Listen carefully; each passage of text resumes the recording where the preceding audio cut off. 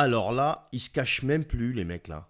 Là, c'est officiel. Un chef politique allemand de premier plan réclame, écoute bien, l'arme nucléaire pour l'Allemagne.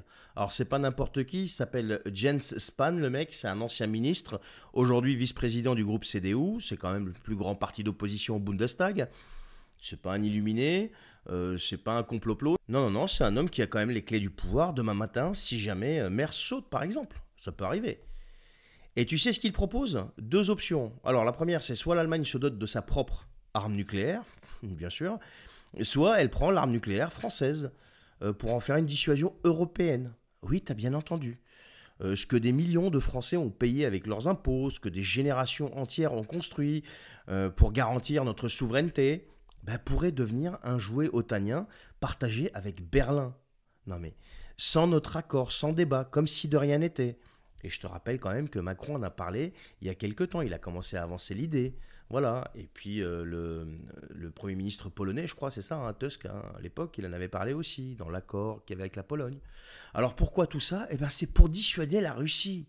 Toujours la même chanson, toujours la même excuse, mais entre dissuader et provoquer, il y a quand même un gouffre que l'Union européenne, les Allemands et les fanatiques de Bruxelles sont en train de franchir, mais en courant ouvertement, sans se cacher. Ce fameux Spahn, il le dit tranquillement, je cite, il faut s'habituer à l'idée d'une guerre. Donc voilà, on y est. L'Union européenne ne veut plus la paix, les amis. Elle veut la guerre, elle en a besoin pour exister, parce que sans guerre, elle est terminée. Et c'est nous, les peuples, qui allons la subir si jamais elle arrive. C'est pas eux, hein. C'est pas les technocrates de Bruxelles.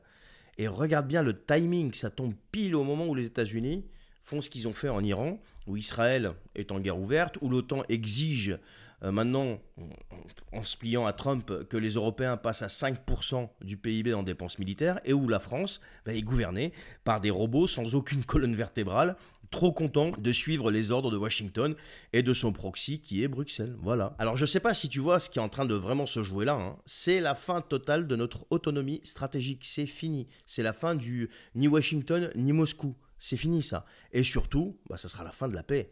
On remilitarise l'Europe, on relance la course à l'armement nucléaire, on aligne l'arme française sur les intérêts de Berlin, comme tout d'ailleurs, hein, il ne restait plus que ça, hein.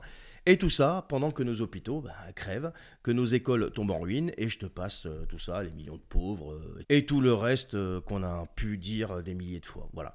Spahn parle de défendre chaque mètre carré de la Lituanie, c'est un héros celui-là. Moi je parle de défendre chaque mètre carré de la France en fait. La Lituanie je m'en fous un peu en fait. Et la meilleure défense, c'est pas de filer la bombe à l'Allemagne. Non, c'est de dire stop à cette folie. C'est de dire stop à ce glissement vers une Europe complètement américanisée, nucléaire, guerrière. Ben ouais. Et pour ça, il n'y a qu'un seul mot, comme je le dis toujours, comme beaucoup le disent, Frexit. Pas demain, pas après-demain, pas l'année prochaine. Maintenant, dès que possible. Il faut sortir de ce carcan. Ils sont en train de nous entraîner vers une catastrophe que peu de gens jusqu'à présent perçoivent. Et pour sortir de ce carcan, eh bien, il faut agir très très vite. Partage cette vidéo s'il te plaît, je te souhaite une bonne journée, à la prochaine.